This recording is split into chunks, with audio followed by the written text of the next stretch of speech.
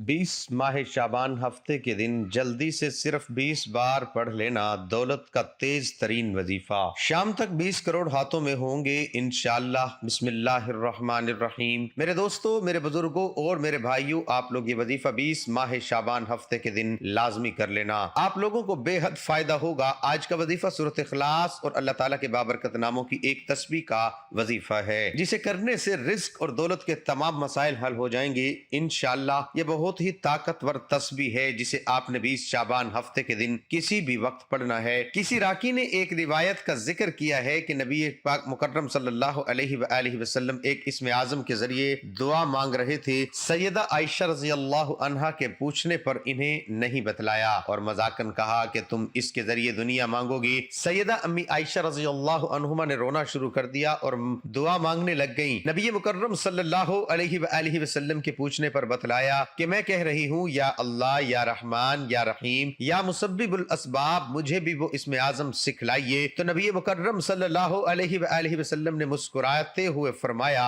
यही इस्म आज़म है जिसके जरिए मांगी गई दुआ कबूल होती है। मेरे नाज़रीन, ये जो वजीफा है, ये जो अमल है, ये जो तस्बीह है, इसको अगर बंदा अपनी जिंदगी में एक मरतबा 20 शाबान हफ्ते के दिन इस तरीके से पढ़ ले तो पूरी जिंदगी उसको इतनी दौलत मिल जाती है, उसको इतना पैसा मिल जाता है कि वो अगर रात दिन अगर वो खर्च करके थक जाए तो भी वो पैसा खत्म नहीं होगा, नस्लें भी वो पैसा खत्म नहीं कर सकती। इतनी दौलत, इतना पैसा, ये छोटा सा अमल अपनी जिंदगी में एक मरतबा कर लेना, अपनी पूरी जिंदगी में बस एक हफ्ते के दिन ये वजीफा कर लेना, अगले साल का इंतजार करोगे, किसी भी वक्त कर लेना, वक्त की भी पाबंदी नहीं, जगह की भी पाबंदी नहीं, लेकिन आप लोगों को अल्लाह पाक की जात पर यकीन करते हुए वजीफा करना है। अल्लाह ताला पर यकीन हजरत इब्राहिम अलैहिस्सलाम जैसा होना चाहिए जिसके तवक्कल के जरिए आग ठंडी कर दी गई। अल्लाह पर तवक्कल हजरत मूसा अलैहिस्सलाम जैसा होना चाहिए जो दरिया में भी रास्ता बनवा देता है। अल्लाह पर तवक्कल यूसुफ अलैहिस्सलाम की याकूब अलैहिस्सलाम से मिलवा देता है। अल्लाह पर तवक्कल तो शदीद तूफान में भी कश्ती नूह पार लगा देता है। तो क्या हम अपने रब पर तवक्कल नहीं करेंगे जो नामुमकिन को मुमकिन करने की कुदरत रखता है? अल्लाह ताला पर यकीन करने वाले कभी भी जिंदगी की मुश्किलात से घबराया नहीं करते, जिंदगी में छाए हुए गमों के बादलों से परेशान नहीं हुआ करते, क्योंकि इनका यकीन वाहिद व यकता रब पर होता है जहां बड़ी से बड़ी मुश्किल भी आसान हो जाती है। गमों के छाए हुए बादल खुशियों की किरणों में बदल जाया करते हैं। जब दिल अल्लाह की रजा पर राजी रहने और शुक्र करने की आदत डाले तो सुकून मुकद्दर बन जाता है। जिनका भरोसा अल्लाह पर हो उनकी मंजिल फलाह व कामयाबी है। आप लोगों को कोई वज़ाइफ बताते हैं तो कमेंट्स करते हैं कि आप जो है वो गलत बता रहे हैं, सही नहीं बता रहे। दिल में पहले से ही वसवसे हैं आप लोगों के, अभी वीडियो देखते नहीं और वसवसे दिल में आ जाते हैं। तो ऐसे कैसे वज़ाइफ असर करेंगे? तो अल्लाह पाक की जात पर यकीन रखें, अल्लाह पाक की जात पर पूरा भरोसा करते हुए आप लोग जब वजीफा पढ़े तो आपको ये यकीन होना चाहिए कि मैं ये वजीफा पढ़ रहा हूं, मुझे जरूर फायदा होगा। फिर आप देखें, आप पहले ही दिल में पता नहीं क्या क्या सोच लेते हैं, क्या होगा क्या नहीं होगा।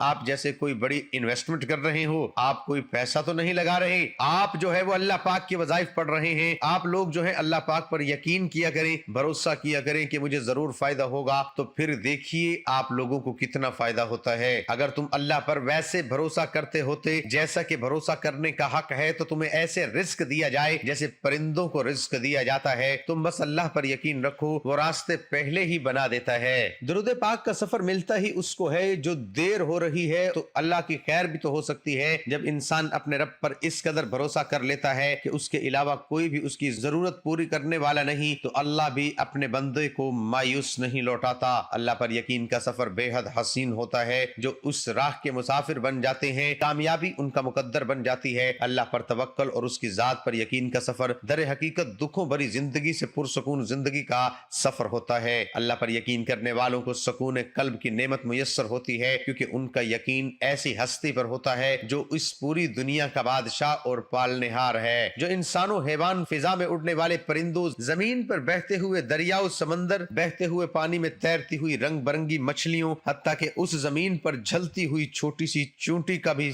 मालिक और परवरदिगार है, जिसके हुक्म कुन फयकून से मुकद्दर बदल जाया करते हैं। और जानते हो यकीन क्या है? जब जिंदगी में गमों के गहरे बादल हों, रोशनी की उम्मीद ना हो, जब सहारा में भटकने वाले मुसाफिर को एक बूंद पानी की उम्मीद ना हो, जब जिंदगी में खिजा ही खिजा हो, पहाड़ की कोई उम्मीद ना हो, उस वक्त दिल से ये आवाज आना परेशान ना हो, अल्लाह है ना। अल्लाह पर यकीन तो समंदर से भी ज्यादा زیادہ گہرا ہونا چاہیے۔ جتنے بھی مشکل حالات ہوں، جتنے بھی اندھیرے ہوں زندگی میں، پھر بھی توکل صرف اللہ پر ہونا چاہیے کہ ایک دن اس اندھیرے میں روشنی کی کرن ضرور چمکے گی۔ جو اللہ کی عظیم ذات پر کامل یقین رکھتے ہیں، فلاح و کامیابی بھی انہی کے لیے ہوا کرتی ہیں، تقدیریں بھی انہی کی بدلا کرتی ہیں۔ حضرت عمر بن خطاب رضی اللہ تعالی عنہ سے روایت ہے کہ رسول اللہ صلی اللہ علیہ وآلہ وسلم نے فرمایا، اگر تم اللہ پر اس طرح توکل اور بھروسہ کرو جس طرح توکل کرنے کا حق ہے، تو وہ تمہیں اس طرح رزق دے گا جیسے پرندوں کو رزق دیتا ہے۔ پرندے صبح سویرے خالی پیٹ نکلتے ہیں اور شام کو بھرے پیٹ واپس آتے ہیں۔ فی توکل علی اللہ، ایک بادشاہ نے اعلان کر رکھا تھا کہ جو اچھی بات کہے گا اس کو 400 دینار سونے کے سکے دیے جائیں گے۔ ایک دن بادشاہ رعایا کی دیکھ بھال کرنے نکلا،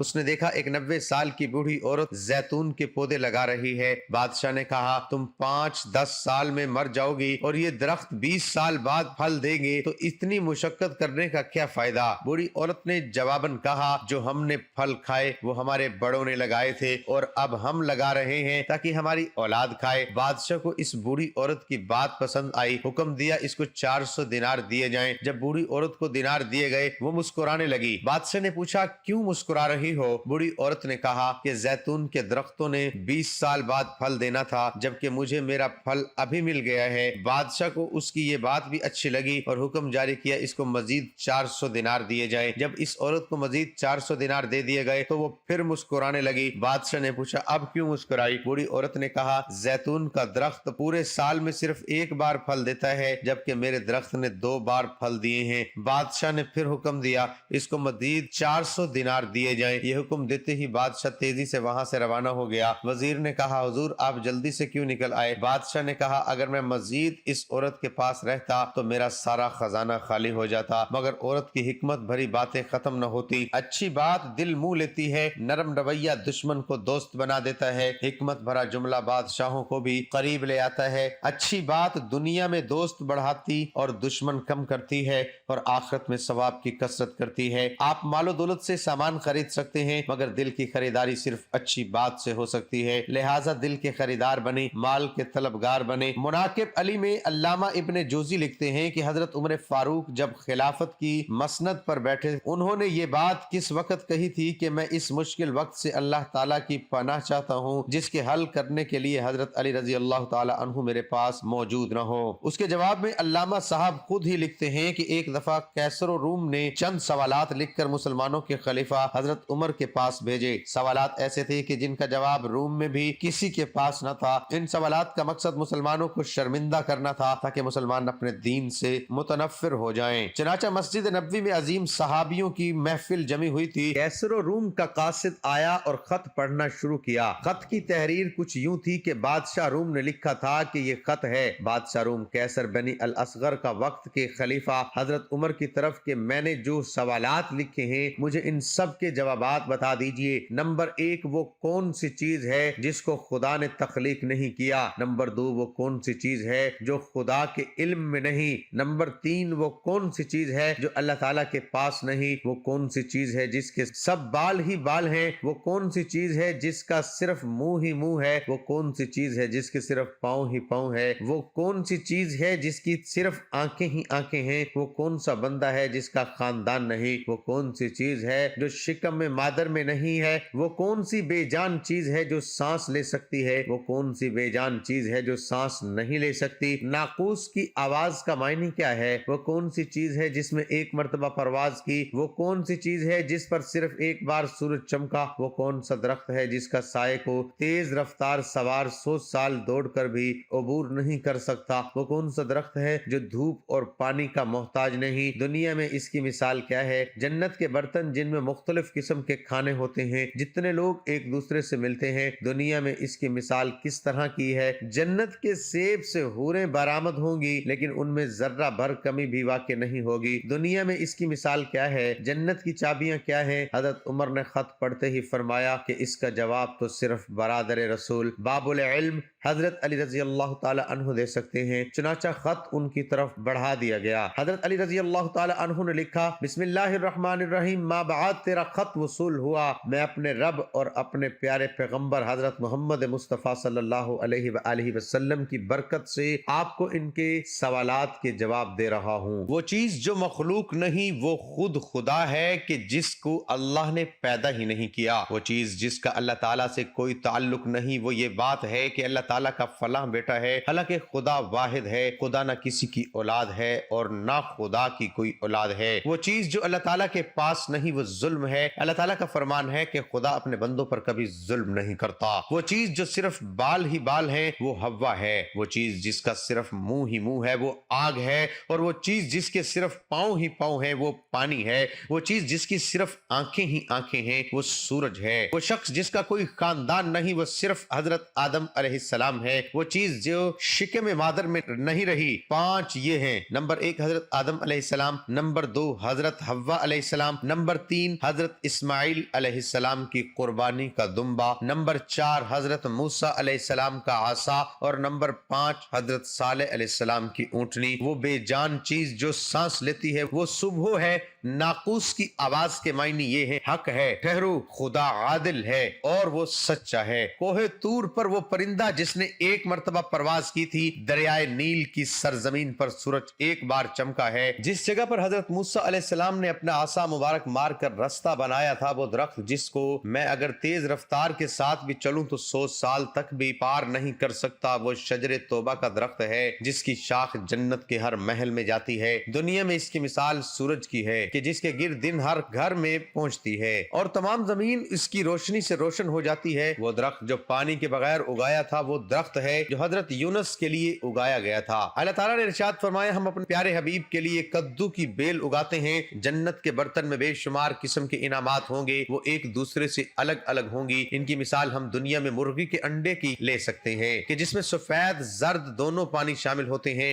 لیکن ایک دوسرے سے ملتے نہیں۔ جنت میں جو سیب عطا کیا جائے گا اس سے حور برآمد ہوگی، اس کی مثال ایسے ہے جیسا کہ سیب سے کیڑا باہر نکلتا ہے لیکن اس میں کمی واقع نہیں ہوتی۔ وہ چیز جو دنیا میں سب کے لیے برابر ہے، چاہے وہ مومن ہو یا کافر ہو، لیکن آخرت میں وہ صرف اور صرف مومن کو عطا کی جائے گی، وہ کھجور کا میوہ ہے جسے آخرت میں صرف مومن ہی کھا سکے گا، جبکہ دنیا میں اسے مومن اور کافر دونوں یکساں استعمال کر سکتے ہیں۔ جنت کی چابیاں کلمہ توحید ہے۔ ابن مسیب سے مروی ہے کہ خط بادشاہ روم کو ملا، اس نے خط کو پڑھ کر کہا کہ میرے سوالات کے جواب صرف اور صرف خاندان رسول سے ہی مل سکتے ہیں۔ پھر دریافت کیا کہ یہ جواب کسی اعلیٰ ہستی نے دیے ہیں۔ ایلچی نے جواب دیا کہ ان سوالات کے جواب مولا علی حضرت علی ابن ابی طالب رضی اللہ تعالی عنہ، جس کو حضرت محمد صلی اللہ علیہ وآلہ وسلم نے علم کا دروازہ کہا ہے، اس شخصیت نے یہ جواب دیے ہیں۔ یہ خط پڑھنے کے بعد کیسر و روم نے حضرت علی رضی اللہ تعالی عنہ کو خط لکھا کہ مجھے آپ کا ارسال کیا ہوا خط مل گیا ہے،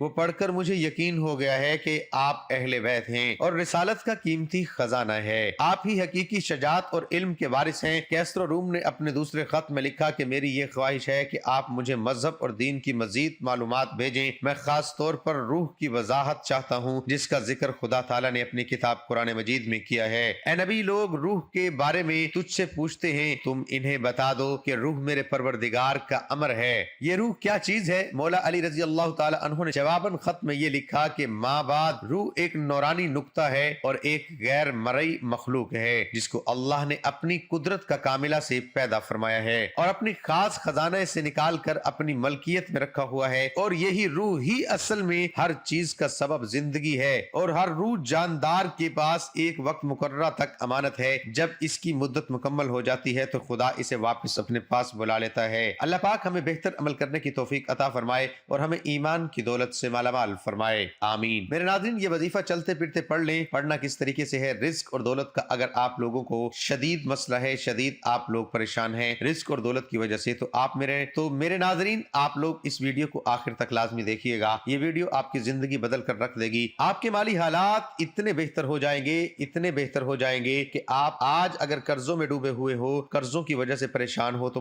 سب معاملات حل ہو جائیں گے انشاءاللہ۔ کئی میرے دوست، میرے بھائی بہنیں کمنٹس کرتے ہیں ہم قرضے میں ڈوبے ہوئے ہیں، تو میرے ناظرین آپ لوگ یہ وظیفہ لازمی پڑھ لیجئے گا۔ اور میرے ناظرین یہ وظیفہ اگر آپ جاب کے لیے پریشان ہیں، جاب آپ کو نہیں مل رہی، تو آپ جاب کے لیے سب سے بہترین وظیفہ ہے، یہ وظیفہ کرنے سے آپ کو فوراً نوکری مل جائے گی۔ اگر کاروبار آپ کا ڈاؤن ہو چکا ہے، کاروبار آپ کو اگر لگتا ہے کہ میرا ہی کاروبار کم ہے، میرے آگے پیچھے جو دوسرے لوگ ہیں ان کا کام چل رہا ہے، بہت بہتر چل رہا ہے، میرے ہی رزق پہ بندش ہے، میرے ہی رزق پہ نظر ہے، تو میرے ناظرین یہ وظیفہ آپ کو کر لینا ہے۔ آپ دکان پر اگر بیٹھے ہوئے ہیں تو بھی اللہ پاک کی ذات پر یقین کرتے ہوئے یہ وظیفہ پڑھ لینا، گھر میں ہیں تو گھر میں پڑھ لینا۔ آپ یہ وظیفہ پڑھ کے فوری طور پر معجزہ دیکھ لینا، فوری طور پر آپ کا کاروبار بھی بہتر ہوگا، آپ کے گھر میں پیسہ بھی آنا شروع ہوگا، آپ کی جیب بھی بھرنا شروع ہوگی اور کاروبار میں ترقی بھی ملے گی۔ اور آپ کو اگر بالفرض کوئی بڑی رقم کی بھی ضرورت ہو، بڑی رقم کی بھی فوری ضرورت پڑ جاتی ہے، تو بھی آپ یہ وظیفہ لازمی پڑھ لینا۔ بڑی سے بڑی آپ کو رقم چاہیے ہوگی تو اللہ پاک آپ کو ضرور دے دے گا۔ میرے ناظرین سب سے پہلے آپ یہ وظیفہ جب پڑھنے لگیں تو درود پاک پڑھ لینا۔ درود پاک جو ہے وہ 3 مرتبہ یا 7 مرتبہ یا 11 مرتبہ درود پاک پڑھ کے اس کے بعد فوراً سے 1 مرتبہ، میرے بزرگوں، میرے بھائیوں، میری بہنوں، بڑی توجہ سے دیکھیے، آپ لوگوں کے لیے، آپ کے مسائل کو حل کرنے کے لیے، آپ لوگوں کے لیے ہی یہ ویڈیو بنائی گئی ہے، تو اس ویڈیو کو بالکل سکپ نہ کریں، ورنہ کمنٹس کرتے رہیں گے کہ وظیفہ سمجھ میں نہیں آ رہا۔ تو ہر چیز آپ کو اس ویڈیو میں بتائی جائے گی۔ آپ سے بہت زیادہ گزارش کرتا ہوں کہ آخر تک لازمی جو ہے وہ ویڈیو کو دیکھیے۔ درود پاک 3 مرتبہ، 7 مرتبہ یا 11 مرتبہ سب سے پہلے پڑھ لینا، تو ثواب کے طور پر 1 مرتبہ میرے ساتھ بھی پڑھ لیں۔ اللہم صلی علی محمد وعلی آل محمد کما صلیت علی ابراہیم وعلی آل ابراہیم انک حمید مجید۔ اللہم بارک علی محمد وعلی آل محمد کما بارکت علی ابراہیم وعلی آل ابراہیم انک حمید مجید۔ اور اس کے بعد آپ کو فوراً سے 1 مرتبہ سورۃ کوثر پڑھ لینی ہے۔ انا اعطیناک الکوثر فصل لربک وانحر ان شانئک هو الابتر۔ ایک ہی مرتبہ آپ لوگ سورۃ کوثر پڑھ لیں اور ایک ہی دفعہ سورۃ اخلاص پڑھ لیں۔ قل هو اللہ احد اللہ الصمد لم یلد ولم یولد ولم یکن له کفوا احد۔ ایک مرتبہ سورۃ اخلاص جب پڑھ لیں اس کے بعد یا اللہ یا اللہ یا اللہ 11 مرتبہ یا اللہ پڑھ لیں۔ اس کے فوراً بعد یا رحمانو یا رحمانو یا رحمانو یا رحمانو 11 مرتبہ ہی پڑھ لیں۔ اور اس کے بعد فوراً سے یا رحیمو یا رحیمو 11 مرتبہ یا رحیمو پڑھنے کے بعد آپ لوگوں کو فوراً سے 1 مرتبہ پڑھیں لا حول ولا قوت الا باللہ العلی العظیم۔ اسی طرح دوسری مرتبہ پڑھیں، اسی طرح تیسری مرتبہ پڑھ کے 3 مرتبہ لا حول ولا قوت الا باللہ، لا حول ولا قوت الا باللہ، اتنا ہی پڑھ کے سورۃ اخلاص 7 بار پڑھ لیں۔ اس کے بعد آپ لوگوں کو درود پاک جو شروع میں پڑھا تھا 3 مرتبہ یا 7 مرتبہ یا 11 مرتبہ، جتنی مرتبہ جو درود پاک پڑھا تھا اتنی ہی مرتبہ آخر میں وہی درود پاک پڑھنے کے بعد اللہ پاک سے دعا ضرور مانگیے گا۔ کاروبار پر اگر آپ کو لگتا ہے کہ بندش نظر ہے، کوئی رکاوٹ ہے، تو اس کے لیے دعا مانگیے گا۔ قرضوں میں ڈوبے ہوئے ہو تو اس کے لیے دعا مانگیے گا۔ جو بھی آپ کا مسئلہ ہو، جو حاجت ہو، اس کے لیے دعا ضرور مانگیے گا، اللہ پاک ضرور کرم فرمائیں گے۔ ویڈیو کو لائک اور شیئر کیجیے گا اور مجھے اپنی دعاؤں میں یاد رکھیے گا۔ ناظرین اللہ تعالیٰ کے 99 ناموں میں سے ایک نام لکھ کر کمنٹ باکس میں ضرور شیئر کریں۔ اللہ تعالیٰ ہم سب کا حامی و ناصر ہو، آمین۔